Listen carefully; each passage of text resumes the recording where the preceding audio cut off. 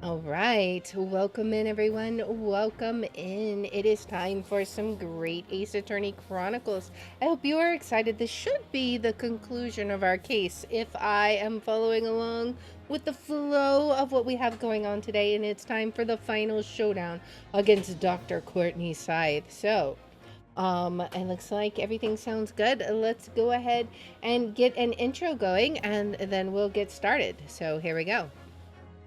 Greetings, friends, and welcome to Enigma Night Gaming. My name is Liara, and I will be your guide in today's adventure. Today, we're playing the Great Ace Attorney Chronicles, and in today's episode, we are finally going to face down with Dr. Courtney Sithe. What is her connection to Drebber, and what secrets are they hiding? Well, today, we're going to find out. Without further ado, let's hop into the game. Oh boy, here we go. I'm excited. Oh, man.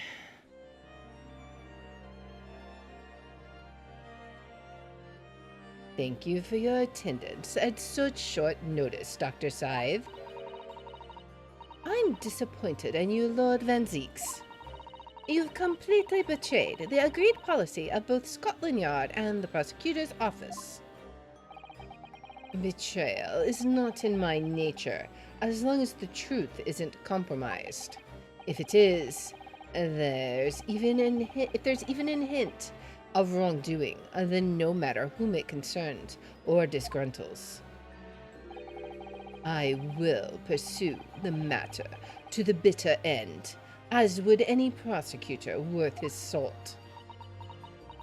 She feels guilty, maybe? Mr. Drebber, you took the victim's life by means of a machine that you constructed in your workshop. And Dr. Sithe, as the investigating coroner, you were the first on the scene to examine the victim's body. It is the belief of the defense that you collaborated with each other and were both complicit in this crime. And where's your evidence? At present, we have no definitive evidence, but we do have a very significant clue. What are you talking about? I'm talking, of course, about the waxwork. Yep, this guy, right? This model of the killer, known as the Professor, who was sentenced to death 10 years ago. You don't need to tell me. I witnessed the man's execution with my own eyes and officially pronounced him dead. And that remains to be seen. Is that so? According to the newspaper reports from the time, on the nights following his execution, the killer came back to life. Tisk, don't waste my time. And the sole witness to that mysterious event was you, Mr. Drebber, wasn't it? He's still just like frozen still. If what you saw in the graveyard that night 10 years ago wasn't some chilling fiction, but reality, it would make you privy to a very great secret of Dr. Sithe's. A secret so profound, it could compel the coroner to agree to collaborate in your evil scheme, in fact. He's like, I plead the fifth. Mr. Drebber, tell the court. Tell everyone the truth of what you saw that night in Lowgate Cemetery. He's like, if I must. So he was the student who saw it. You can see the resemblance actually, can't you? With the man in Madame Tussbell's museum. Surely he's not going to claim that's what he really saw, especially not after all these years. He was a research student at the University of London, was he? And a bit too clever for his own good, if you ask me. Oh boy. What an interesting twist. When at the time, not one person would take me seriously. Yet now, here we are 10 years later, and suddenly my very story matters, and in a court of law, too.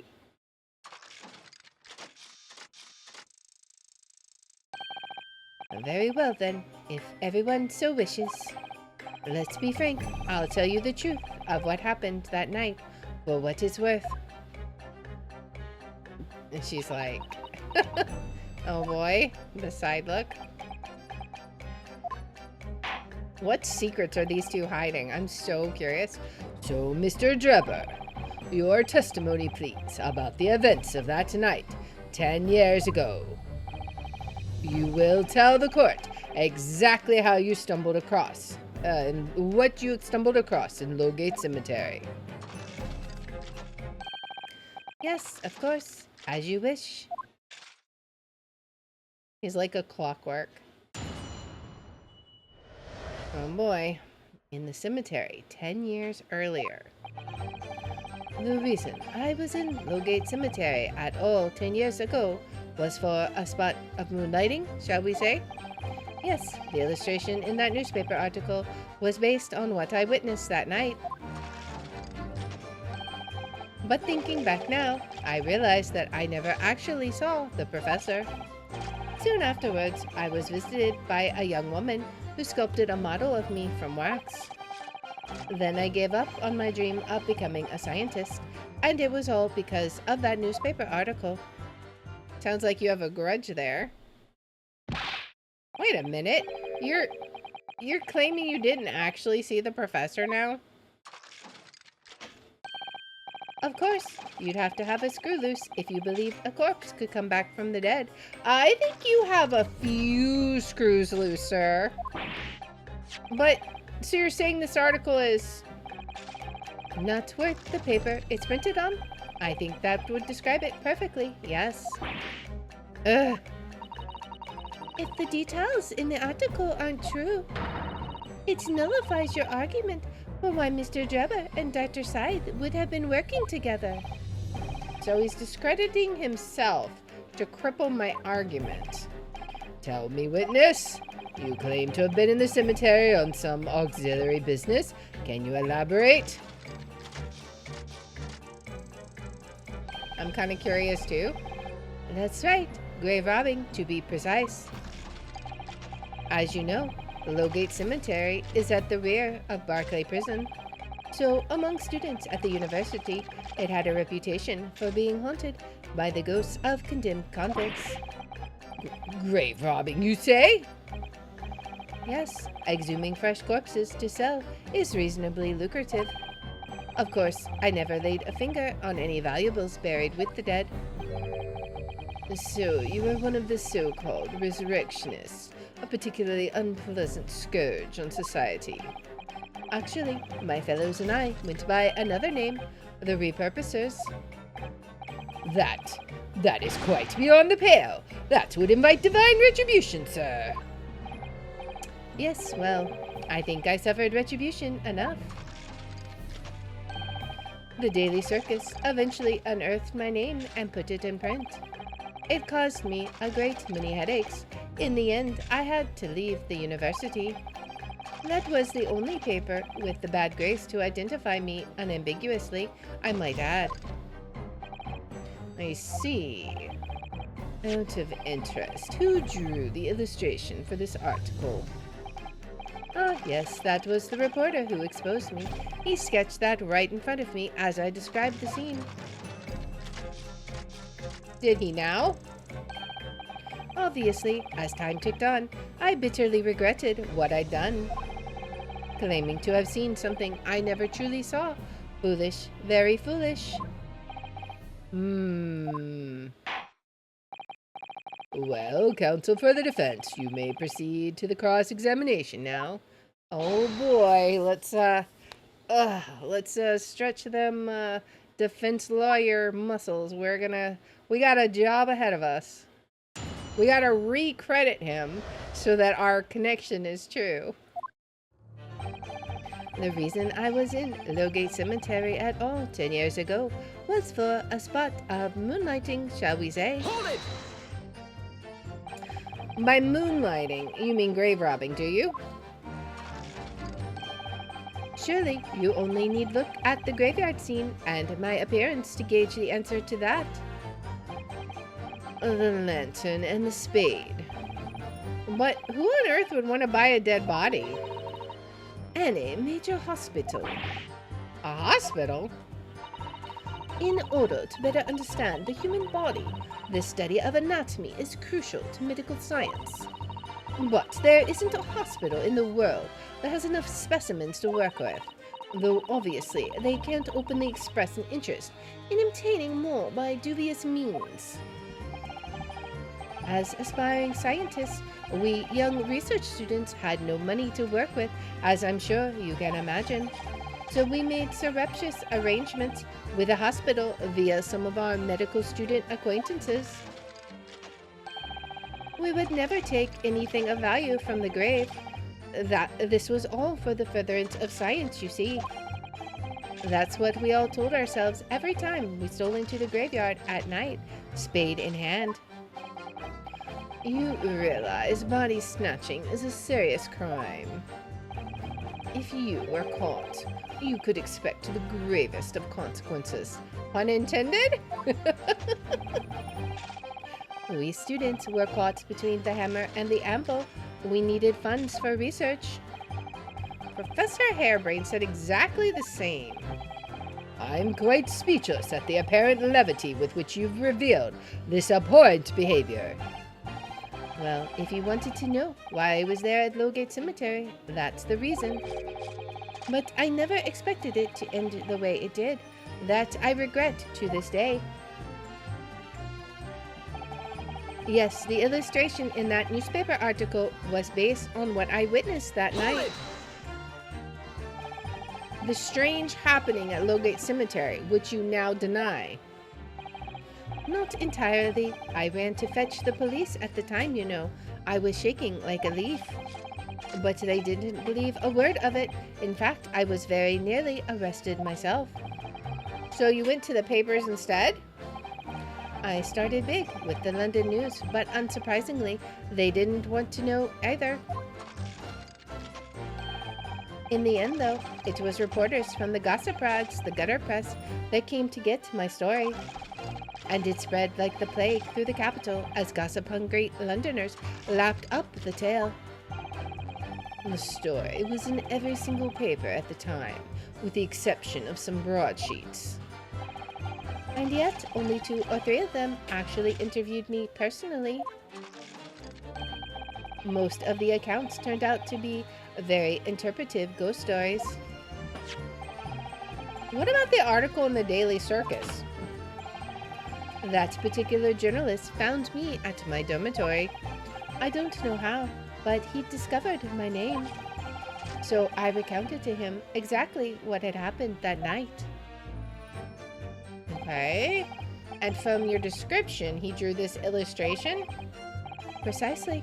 That's how I learnt that the condemned man was the infamous professor. Because the reporter told me so. I had no idea myself, you see. Newspaper reporters are wont to snoop around in matters that don't concern them. So the scene portrayed in the illustration is accurate, then? Hey, Toad, welcome in. Well, what? Thinking back now, I realize that I never actually saw the professor at all, though.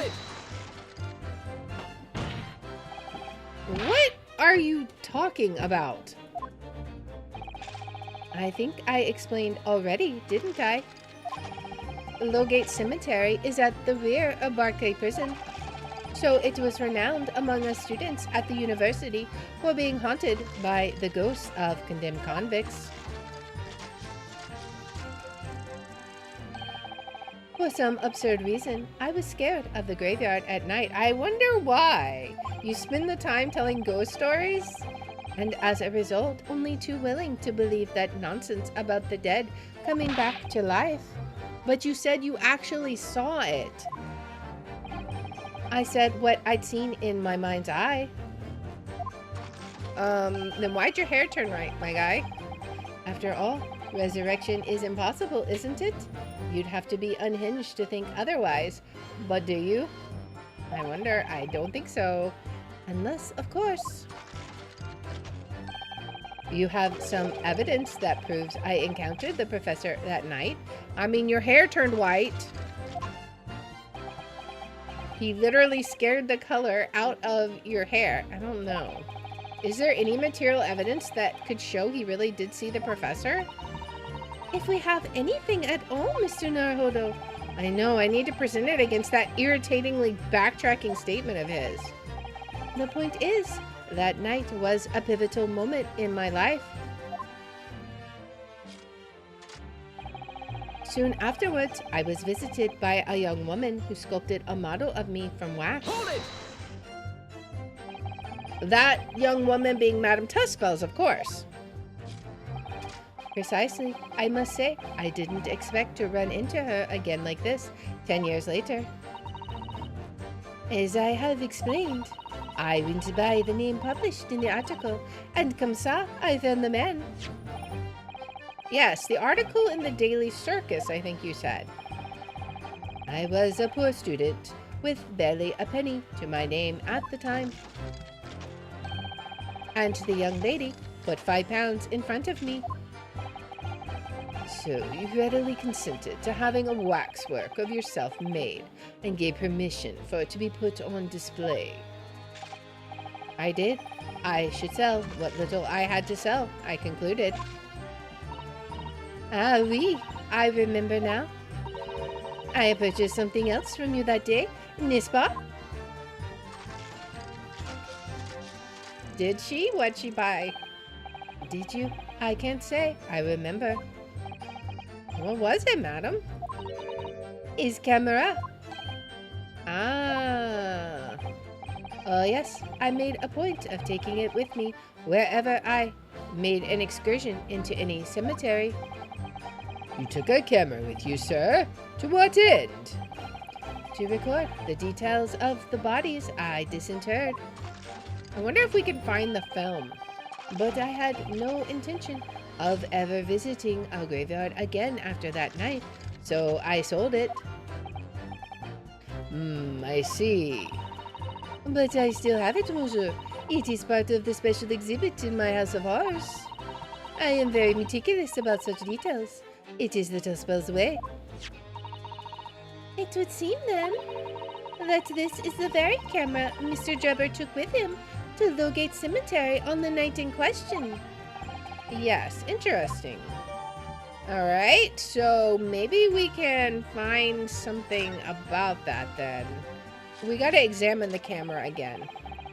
Then I gave up on my dream of becoming a scientist, and it was all because of that newspaper article. This article, you mean? Published in the Daily Circus. Yes, somebody informed the dean that it was my name that appeared in the article, and carelessly let it slip that night after night I was digging up graves. Hardly a model student, you might say. The university's reputation was I don't know how to pronounce that word, execrably defiled, and I was expelled as a result. Mon Dieu, I had no idea. And having been run out of university, you found employment in a somewhat specialist trade. A grave robber? I don't know. The con artist, engineer, scientist? Your combined knowledge of science with knowledge of stage magic to create various experimental machines intended to demonstrate never-before-seen technology. And you use those deceptive machines to trick the government and private investors into giving you money. Oh boy, Professor Albert Hairbrain was just your latest victim, wasn't he? Whatever are you talking about? I have no recollection of doing anything of the sort. She's just silent. What's Drebber up to? Why would he suddenly change his tune and recant his claim? I wonder if it's because his circumstances have changed now. What circumstances? Well, if he admits to having seen the professor emerging alive from his grave 10 years ago, it will expose a secret in Dr. Sithe's past that she would desperately want to hide. Yes, of course. If Drebber and Dr. Sithe are working together now, then if Drebber were to betray her, there would be no reason for her to continue to cooperate, right? In that case, there's only one way around it. I'll have to prove he really did see it. Prove he really did see the professor's corpse coming back from the dead as he originally claimed. Yes, Mr. Naruhodo, exactly. And I think the camera has to be key to that, right? So let's look at the camera and see what we can find about it. Maybe there's some secret that we haven't discovered yet. So let's look carefully. And we've already looked pretty carefully, but maybe there's something we've missed. Let's just look as carefully at everything as we can. We can open the back, right? And look in. Well, let's look again. Let's open it and see. This is where the photographic plate goes, I think, isn't it? Yes, that's right. Isn't it incredible to think that this is the actual camera Mr. Drebber used that night? I certainly never imagined a piece of evidence would be on display in Madame Tussfell's. She's very keen on everything being as true to life as possible, though, isn't she? But is there something we can... Do we present the camera? Is that the proof that we need to prove that he was there? Like, I'm wondering.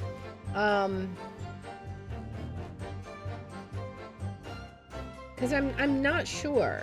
Is there anything else that we can see? Let's re-examine this again. Open this bit. So, oh yeah, we have this, right? This was... What a wonderful machine. You really love contraptions like this, don't you? Oh yes, anything mechanical I find absolutely irresistible. Almost irresistible, surely? Well, whenever I see a pocket watch, for example, I can't help myself. I simply have to take it apart. That's worrying. Yes, Father tells me the time by the rumblings of his stomach now. He's given up having a watch. Poor Professor Mikotoba. But we have this red stain here, right? Look, Mr. Naruhodo. What is it? On the bellows just here. There seems to be some very dark red stains. Yes, you're right. It looks like blood, actually. And in light of it being the actual camera, it makes me wonder. Oh my. I'm sure it's not what you're thinking. But is it? I'm not so sure about that. I'm starting to wonder. A dark staining can be seen. Okay, so, which statement would we need to present on then? So, he was grave robbing. It was an illustration on the article, right? There's nothing about the camera that disproves that, right? I never actually saw the professor at all, but did he? I don't know. I'm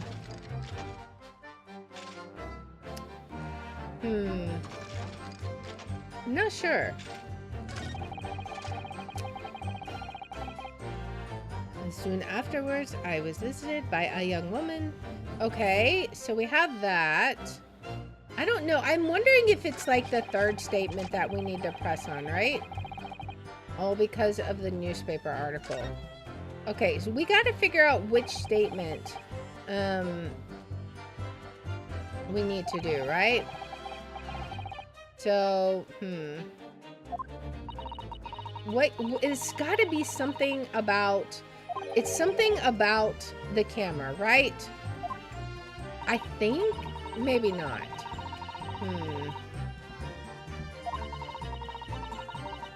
Maybe not. We'll have to figure it out.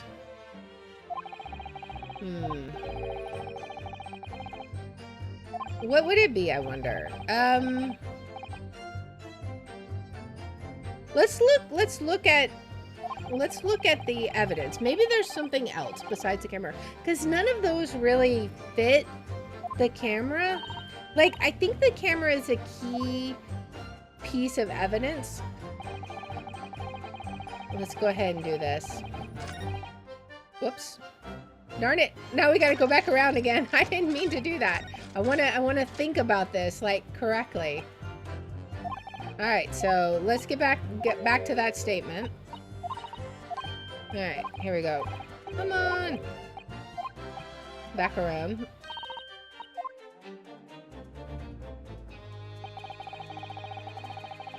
Okay. So, I think the camera is a key piece of evidence, but none of his statements right now seem to match it. Like, maybe we'll eventually be able to do something about, oh, well, if this was the actual camera, where is the print that was on it? But maybe we have some other evidence, because, like, his hair turned white, right?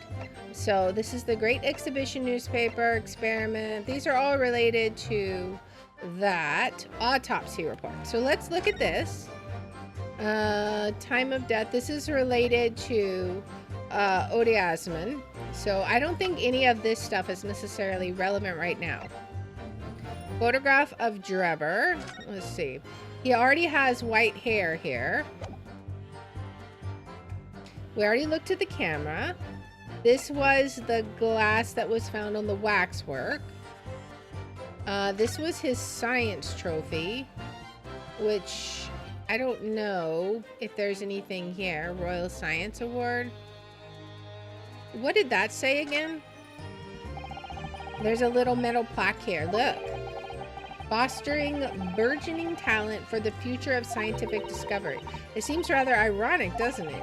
But Mr. Drebber really was a very talented scientist. Okay. So, and then we have the waxwork head. What else do we have? This was death by hanging confirmed at midnight. Okay. What else do we have? Drebber's contract.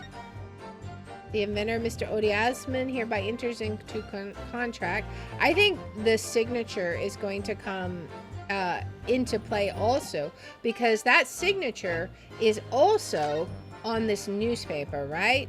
See, and here he has black hair. So is an Odiasman. Wait a second.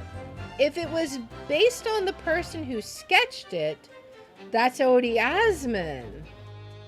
Oh, I'm starting to see the pieces come together.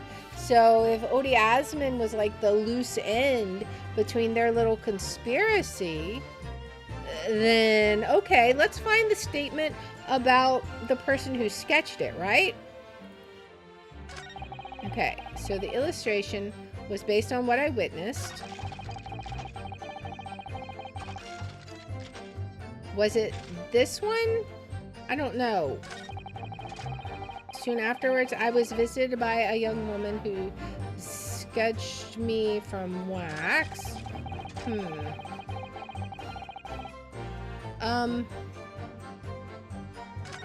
Okay, so I think the closest statement was probably the one about the newspaper, right? Like, or that he didn't believe it now, right? So, I don't know. We're just gonna have to, I think we're gonna have to take a leap of faith here. So, let's see. Illustration was based on what I witnessed that night. Thinking back now, I realize I never actually saw the professor at all, though. So, if you didn't see the professor, then explain the newspaper article. Like, why? I just, this clearly contradicts that statement. Sorry, Mr. Drebber, but I don't believe that. Don't believe what? your latest claim. You did see the professor on that night 10 years ago. Oh dear, we seem to be at odds, but I was there and you were not. I know what I didn't see. The illustration with this article was drawn based on what you told the journalist that you witnessed. A figure emerging from a tomb, wearing an iron mask. Yes, when the killer was tried 10 years ago, it was decided in the closed court's ruling that the man would wear the mask to hide his identity. So if it was in a closed court, he wouldn't have seen it, right? That's how we know that that detail is true. It wasn't to be removed even during his execution and subsequent burial. Not even the prison wardens were to see the man's face. But obviously the provision of this mask was not public knowledge. So, Mr. Drebber, as you've just heard, a lowly student of the University of London certainly wouldn't have known about the condemned man's mask. So, unless you'd actually seen the professor that night, it's inconceivable that the artist would have included the mask in that illustration. Ugh. Oh boy. Order, order. Well, Mr. Drebber. Is it finally confession time? It's a vile scene, isn't it? If you look closely. And as I've already been at pains to point out, I was utterly petrified. Which is why I had it in my head I'd seen such a blood-curdling sight. But afterwards, I came to my senses and realized that I'd been mistaken. You're still saying you didn't see it? If you're stubbornly sticking to that story, witness, then amend your testimony to explain exactly how you think your eyes deceived you. Of course. Only too happy to oblige. I can't believe he's still not going to concede the point. That evil grin. It's so obviously a criminal grin. What, in fact, I witnessed was a fellow grave robber at work.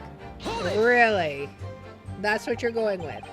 A fellow grave robber. What are you talking about? Well, I wasn't the only one busy in the cemetery that night, you know. Other body snatchers were at work. Of course, when I saw one emerging from the hole he dug, my heart very nearly stopped. I mean, I guess it's a good lie. So that's the terrifying sight I actually saw, you see. You're claiming it was just another student on equal insalubrious business as yourself. Many of the medical students would wear metal masks to protect them from bacteria during dissections. Clearly, the fellow was using such a mask to protect his anonymity, wouldn't you say? Objection!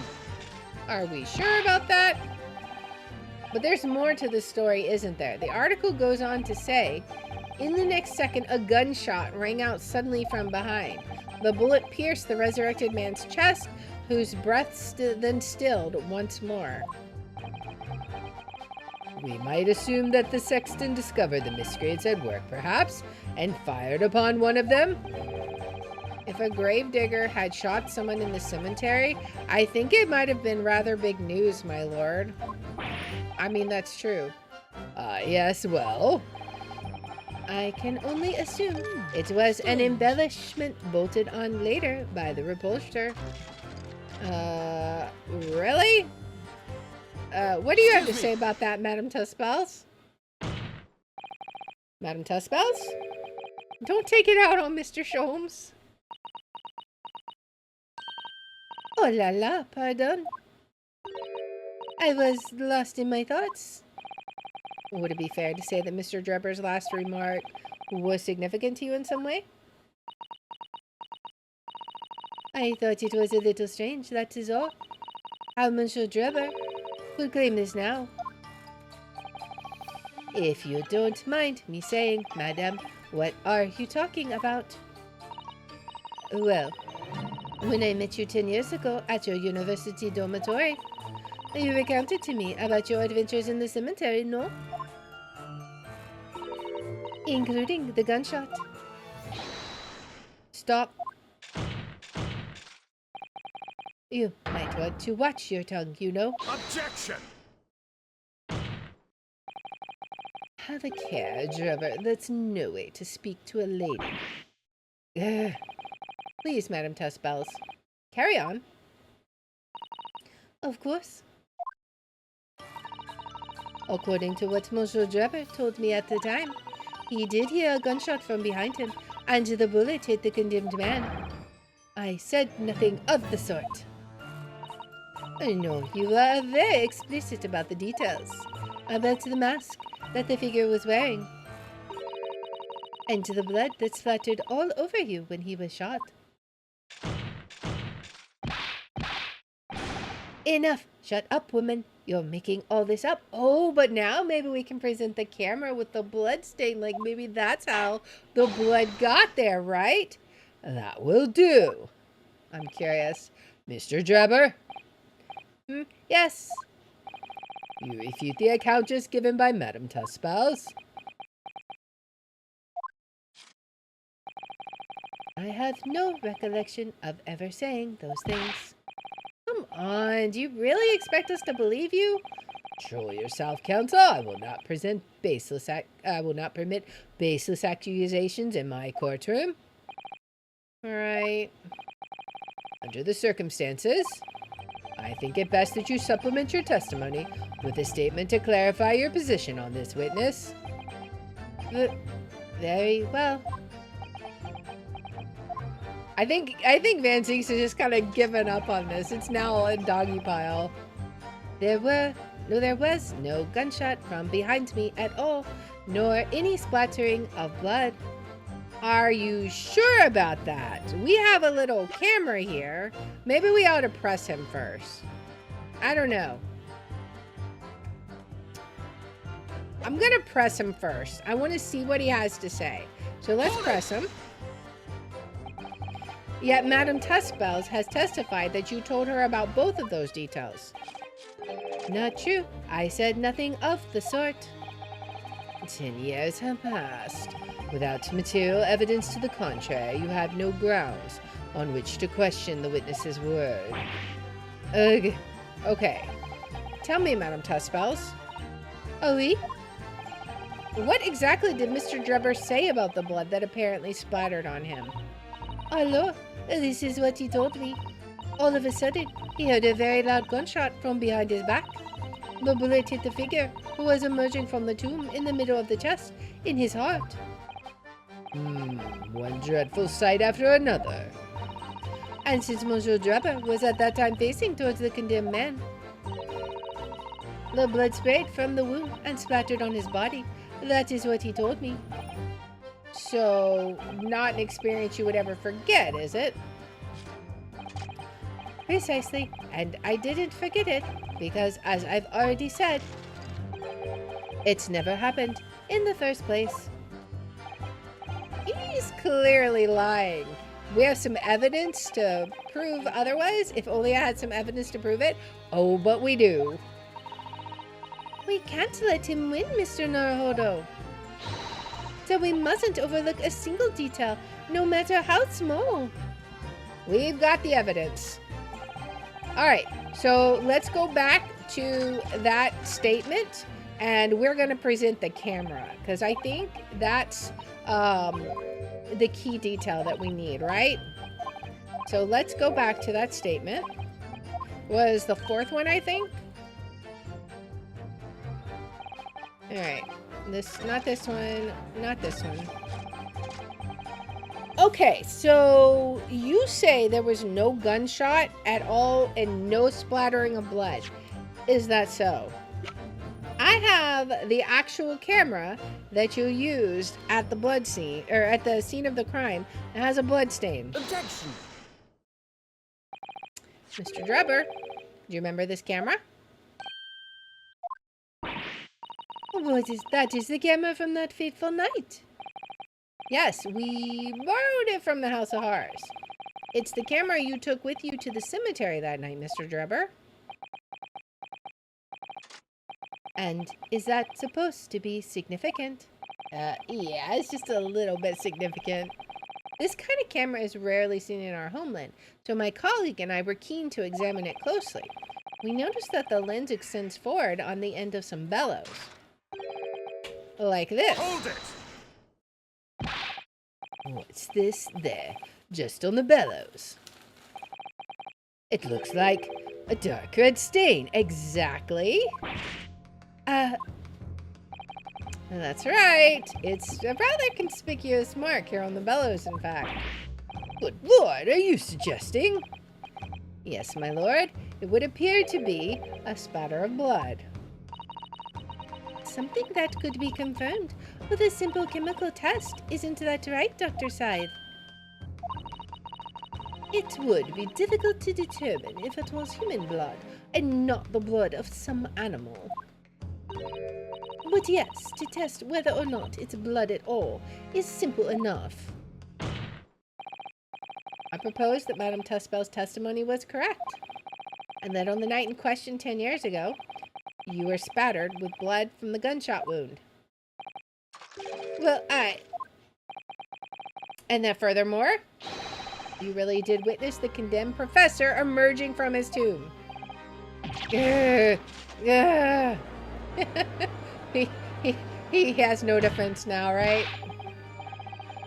There's simply no way you could have forgotten such a traumatic experience. In other words, the only explanation is that you're trying to hide the fact that you saw the professor that night. But why? Why would he want to do that? Well, not for his own gain, it would seem. For whose, then? Who could benefit? Mr. Drebber's obviously lying in order to protect somebody. My goodness, he's shielding someone. Yeah? Yes, my lord, and clearly it's someone who doesn't want the truth about the professor's coming back to life to be exposed. It's the good doctor, right? Well, counsel, who is it then? Who is this witness trying to protect by lying about what he saw that night? It's Dr. Sithe, right? Take that! The obvious answer is Dr. Sithe. Sithe? Whatever do you mean? Imagine if the convict who'd been sentenced to death was not in fact killed. Imagine if that was to come to light. What are you insinuating? And imagine if the convict in question was the country's most hated mass murderer. If it was the professor. That would be an unprecedented scandal. Objection! This is beyond a joke. Need I point out that the dead cannot come back to life? What you're suggesting would mean that the execution never actually happened. I mean, I think that's kind of the point, right? Yes, that's exactly what that would mean. Objection! Once a man is sent to the gallows, he hangs. No one could escape. Not in Great Britain. But the fact is, there was a witness to the fact that the man did escape his hanging. If that were really true, counsel, the implications of misconduct would not stop at the supervising coroner. It would taint the honor of the entire judiciary from the ground up. And it's exactly because of those monumental repercussions that Dr. Sithe would consent to any demand made of her by someone who threatened to expose the secret, even if that meant being complicit in a crime. You mean? I mean that Dr. Sithe wasn't collaborating in Mr. Drebber's wicked scheme. She was coerced into collaborating in order to protect her decade-old secret. She switched the dead body of Mr. Osmond with the waxwork model and fabricated the autopsy report. Oh boy. Oh boy. Lord Van Zeeks, are you okay? Pray, forgive my freshly filled, hallowed chalice and a whole raft of other discourtesies now. Goodness me! It's just the sort of tale Londoners would enjoy, I grant you. An executed killer rising from the dead, a Scotland Yard cover-up, a conspiracy at the highest levels. So let me ask you one thing. What's that? If the condemned man really did emerge from his tomb that night, only to be shot in the chest, who pulled the trigger and disposed of him forever? Well, I have no idea at the moment. We have too little information to work that out at present, I think. I couldn't agree more. The Old Bailey is no place for wild fantasies. Ugh. And have you considered this, my learned Nipponese friend? Considered what? Do you realize just what a dangerous endeavor it would be to coerce this woman into such criminal activity? It's tantamount to declaring war on the entire police force and judiciary. Quite. To imagine any sum of money being offered for research could warrant it. To rely on the stage deception when so much is at stake would be madness. Well, I suppose. And this was no petty crime either. The victim was murdered.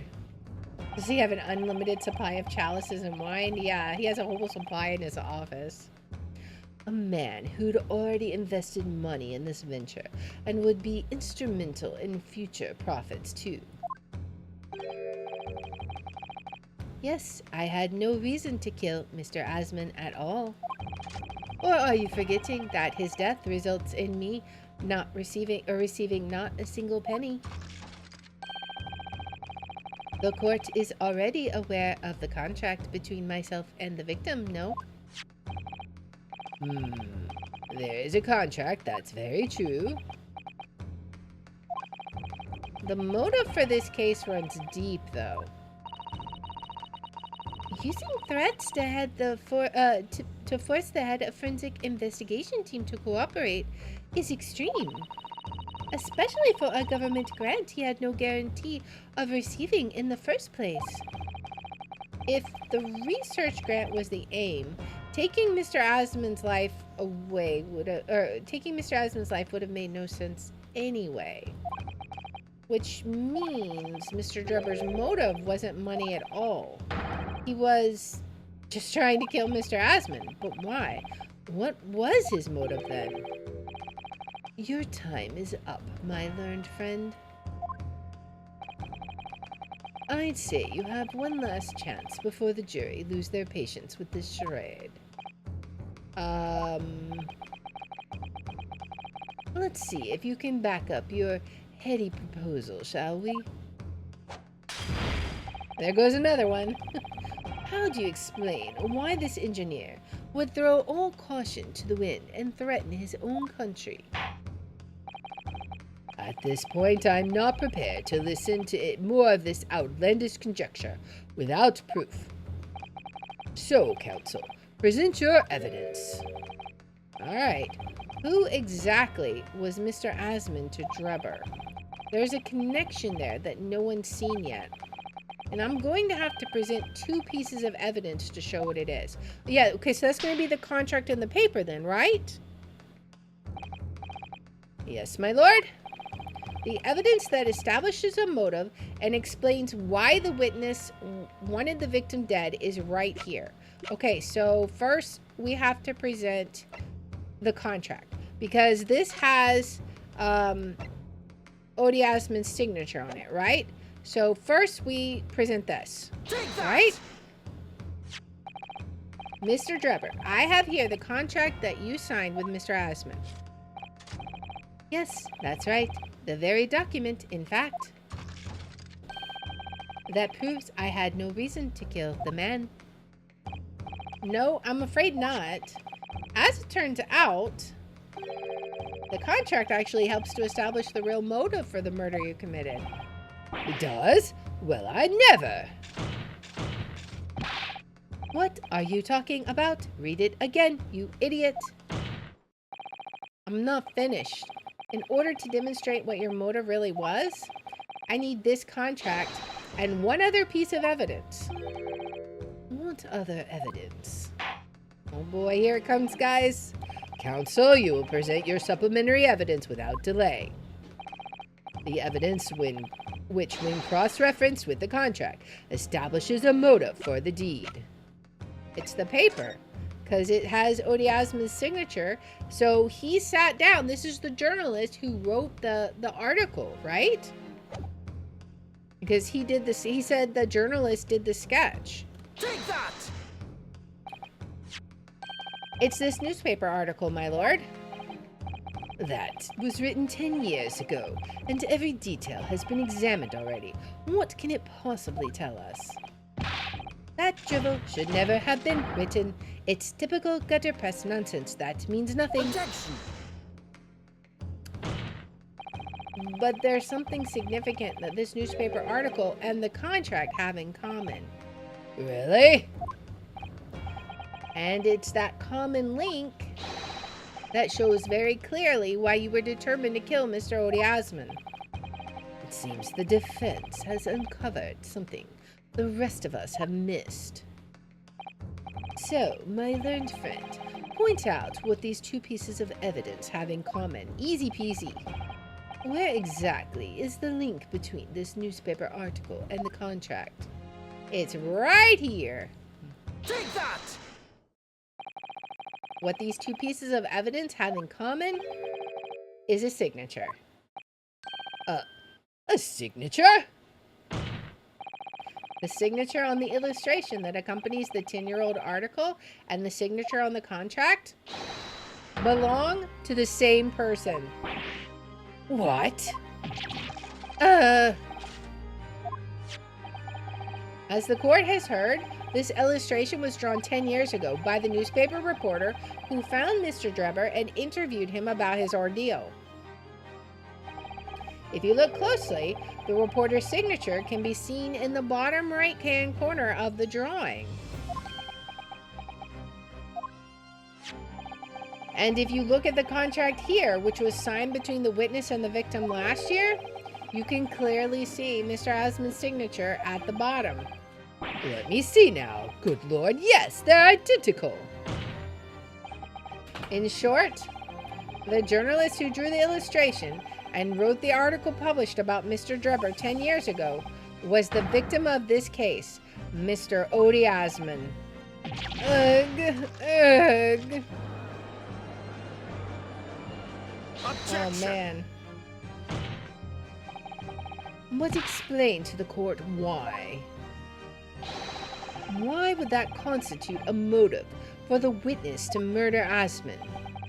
Well, if you think back, you'll remember that Mr. Drebber talked about that article in his testimony.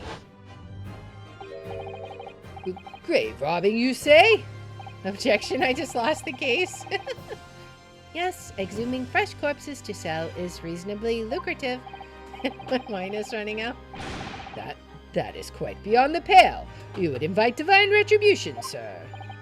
Yes, well, I think I suffered retribution enough. Maybe Odiasman was blackmailing him.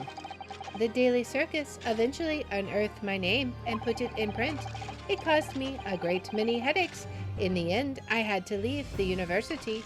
Or maybe he's bitter. It's like a revenge killing, right? That was the only paper with the bad grace to identify me unambiguously, I might add. So I'm wondering. Then I gave up on my dream of becoming a scientist, and it was all because of that newspaper article. So we think he killed him because of revenge, because Odiasman dug up his name and ruined his scientific career, right? At the time, you were a student at the University of London who dreamt of becoming a scientist. However, This single newspaper article changed your entire life. So Mr. Asmund used to be a newspaper journalist, did he? He did, my lord.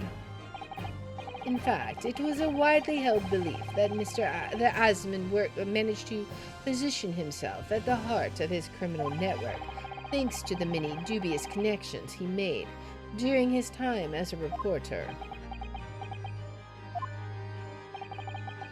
So you had to give up on your dream and leave university. You lost everything. Eventually, you found yourself working in the field of science, but only in the shadows. And all because of that article written by Mr. Asmund. Enough. Oh boy. Stop this endless drivel about my life. What? Explain yourself, Mr. Drebber. Yes, it's true. I had to leave the university as a result of that article. But it was just the straw that broke the camel's back. What do you mean? Almost every student of science in the faculty was too poor to actually conduct any research. But they struggled on with their hypotheses anyway. We all did, only to have them taken by vultures. Sooner or later, you knew your ideas would be stolen and patented by some wretch or other after all. Good gracious! Making a name for yourself as a scientist in a climate like that was a miracle only a select few geniuses could ever hope to achieve. But you have a trophy saying you managed to do exactly that, sir. Personally, I wasn't one of those geniuses, so it was hardly a wrench. Being forced out of the university because of Logate was the best thing that could have happened to me. Objection! Mr. Drebber, do you genuinely believe that? Of course I do. Who's better placed to know whether or not I possess a talent for science than me? I'm sorry to say that your words don't ring true at all. How dare you? And I have evidence to prove it. We have a trophy, a big ol' award trophy. How are you in a position to say anything about me? I don't know you from Adam. What these banisters made of is the most solid thing on the planet, exactly. Fine, if you think you have evidence, go ahead, show it. What could you possibly have to disprove the idea that I was happy to leave the university because I lacked talent? Well, you see, we had this nice little trophy, Royal Society Award, that was given to you. So we'll just be presenting that one now. Do you remember this, Mr. Drebber? We found it at your workshop. Is that a Royal Society trophy for excellence in science? What exactly is this trophy, Counsel? It's the greatest honor that can be bestowed on a young scientist, my lord. There is no higher accolade. It recognizes emerging talent and promises a bright future. Good gracious! Your prospects for the future were excellent, weren't they, Mr. Drebber? Because even then, you are a genius in your field. But you lost everything. You had no more future. Your talents would go to waste. All right, let's do a hydrate real fast. Also, the ads are finishing up, so that's fine. We'll go ahead and do this.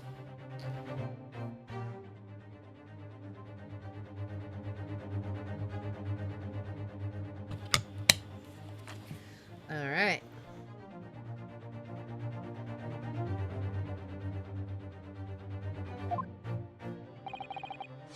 All as a result of this one newspaper article that destroyed your life. I don't know when you realized who Mr. Asmund was, but when it dawned on you that he was the same journalist who 10 years ago ruined your life, it's abundantly clear that you had no intention of forgiving the man. I mean, we've kind of figured out who committed the murder. Shouldn't that, like, free our defendant here, you know? The truth is, finally he's going to fold? I seriously doubt it. Like, really? You really believe that? You're very naive. I think Susato's less sure. He can't even say anything. Somebody interrupts him. Uh-oh. Huh. Fine. Clearly, this has run its course now. What? I admit it. All of it. What? What are you doing? It's exactly as the Japanese man said. I was coerced into going along with this man's plot to murder the victim, on the condition that he kept my dirty secret from 10 years ago. No. Good Lord! The judge is just like super flummoxed by this whole case. Dr. Sithe, do you realize what you're saying, woman? It's all true. That day, when I arrived at the Crystal Tower and saw the birdcage, my heart nearly stopped beating. That memory from a decade ago that I'd done my best to bury deep inside myself. It was the professor again, staring me in the face. And then, before I had a chance to react, I noticed something else. There was a note tucked inside the model's jacket. Dr. Sithe, you will go along with my plan. From someone who knows the truth about what really happened that night 10 years ago. Oh man, are we gonna finally hear the truth? All the instructions were there in the note. Every detail was meticulously written out.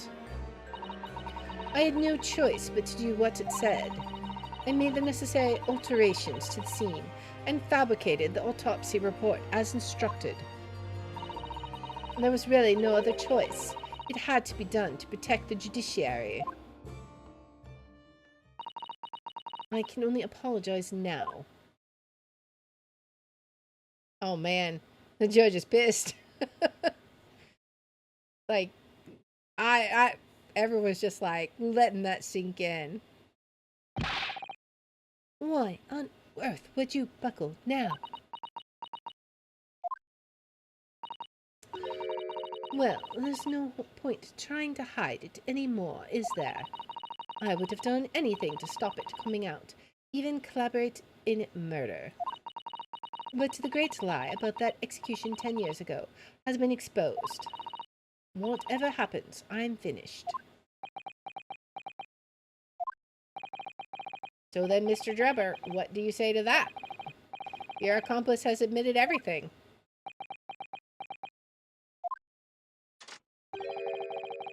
Surely it goes without saying. You admit your part in it too, then? Of course he's not. I admit nothing at all. What? I mean, raise your hand if you were surprised. Have you forgotten that the kinesis machine was ripped to shreds by an explosion? Short of me admitting to a crime, there's really no possible way for you to prove I did anything wrong. No? Are we sure about that? Order! Order! Order! Whatever this man says, I admit to everything. He threatened to expose my secret, so I went along with his plan. And Lord Van Zieks? Yes? I hope you'll accept my apologies. What happens next is in your hands, of course. Oh boy. I have heard more than enough now.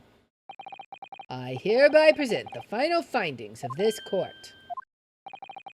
This trial is not the proper forum in which to pursue the alleged wrongdoings of Mr. Drebber. The defendant is Professor Albert Harebrained. That's what I've been saying. Like, if we proved it wasn't him, the trial should be over. Right? Very true. It had slipped my mind. Isn't he one of your closest friends, though? As the court has heard, Dr. Sithe has admitted to the allegations brought by the defense, thereby absolving the defendant of any possible guilt. You mean... At the present time, it is the conclusion of this court that the defendant was not involved in any wrongdoing. Does the prosecution have any objection? I mean, what you gonna say to that? None, my lord. Oh, congratulations, Mr. Naraldo. You've proven Professor Harebrained's innocence. Without further ado, then, the adjudication. Unless the prosecution or defense have any other matters to discuss. I mean, not related to Professor Harebrained. I'm sure there's other questions we have, but... I don't know. This doesn't feel quite right. Why did Dr. Sithe suddenly admit to it like that? Is everything all right, Mr. Naruhodo? Like you said before, the way the trial is set to end now, the judge will certainly deliver a verdict of not guilty.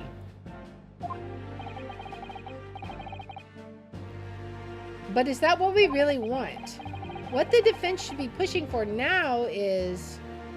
I mean, honestly, as the defense testimony, it's our job to get Professor Harebrained declared innocent. I mean, the judge is right. It's not the forum for pursuing other crimes. So even though we might personally be curious, we should say immediate adjudication. If the judge gives his verdict now, Professor Harebrained will be found not guilty without any doubt. Is something troubling you, perhaps? Yes, but it's probably nothing. In the antechamber, during the recess earlier, I did give Mr. Sholmes my word, though, didn't I? I told him I'd pursue any doubts I had about the truth to the absolute last. If you gave Mr. Sholmes your word, winning most certainly isn't nothing. Okay, so winning isn't good enough? Apparently we gotta get all the way to the truth. And it means there's only one right answer here. Yes, you're right. I don't know why I was ever wavering. Objection! Of course. The defense objects to the trial ending at this time, my lord. I beg your pardon? I beg my pardon, too. We demand one final testimony. One final showdown. What? It's the final showdown, guys.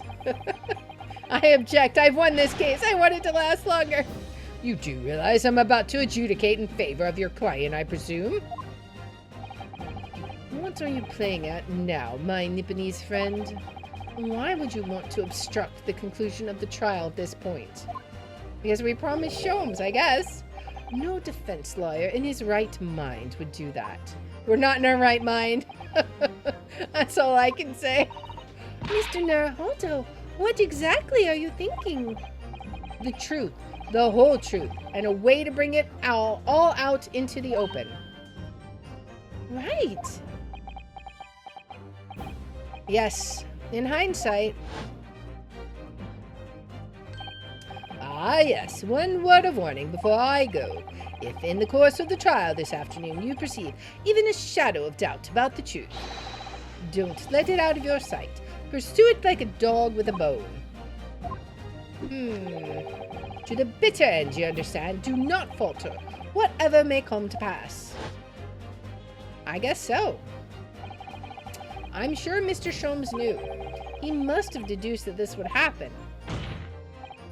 Yes, I'm here in court to advocate for my client and to secure an acquittal. Obviously. But that's not all. I believe I have a duty to the court to pursue the whole truth of the case until every last detail is laid bare. And that is why the defense calls for further testimony from Dr. Sithe. Testimony from me? About what? About the nature of your collaboration with Mr. Enoch Drebber. Ah, in case it's escaped your attention, I've already admitted to everything I did. The whole truth has already been revealed. So stop wasting everyone's time. As his lordship made very plain, your client will get the acquittal you wanted for him. There's simply no point in protracting this business further with another tedious cross-examination. Objection! Oh. The whole bottle goes out now. Pray forgive my careless handling of that hallowed bottle. I slipped. That's what you call it? What is your objection, Lord Van Zieks? The prosecution also calls for the supplementary testimony from the witness. Don't be stupid. If there is more to this case than has yet come to light, then I will join my learned friend in pursuing the facts until the bitter end. Oh, so that's right, because the professor case personally affects him, because I think the professor killed his brother. So, yeah, he's got a dog in this fight. You what? Lord Van Zieks? This is most irregular, to say the least. However, as the prosecution also calls for it, I will uphold the request. If it was just us, he'd been like, screw you. Dr. Sithe, you will testify for the court, explaining the full extent of your involvement in the murder apparently committed by Mr. Drebber. Aye, very well. Oh, man. But of course, that will be for next time. Let's give it a quick save. Let's see. Right here. All right. And then let's head back to the title. I already saved. Oh, man. Alright, where we are going to take a pause there and leave it on the most epic cliffhanger ever. And it will definitely be time for the final showdown in our final episode of this case next time. So I don't even know what to expect from Dr. Sithe's testimony. When we finally learn the truth about who the professor was, maybe Van Zieks will finally get some closure. I don't know. We'll find out all that and more in the next episode. So if you like this kind of content, please make sure to like, subscribe, follow, share, all that good stuff. If you want to watch live, we're on Twitch at twitch.tv/LeeR27. I have my schedule posted in the about and in the description. And if you want to see which games we're playing each day, I post them on x.com/LeeR27. And I hope you'll join me in the next one. Until then, guys, bye. All right. That was awesome, man. That was amazing. I loved it so much. All right. So that is going to be where we will be stopping today. So I hope you guys had fun. I hope you enjoyed that story. That was pretty awesome. Nice little cliffhanger there. We will be back here tomorrow at 3 p.m. Central, and we will be playing some more TCG Card Shop. I am 100% addicted to that game. I'm not even kidding. I love it so much. And then we will also be heading back to Riven. So we're like nearing the finale of that game, I think. We found all of Gan's linking books, and now we just got to figure out how to power them up. And I think it has something to do with that big dome he built. So we got to figure that out. And we'll be checking all that out tomorrow at 3 p.m. Central Time. For right now, we are going to raid Little Mama. She is playing some Call of Duty, so we haven't talked to her in a bit, so we'll go say hi. And again, I just want to say thank you everybody so much for hanging out. It was a blast. I'm loving this story, and I hope you guys, if you want to check out the conclusion, we'll be back here next Saturday for the conclusion of this particular story. So yep, and I will see you guys tomorrow, hopefully at 3 p.m. So until then, guys, bye.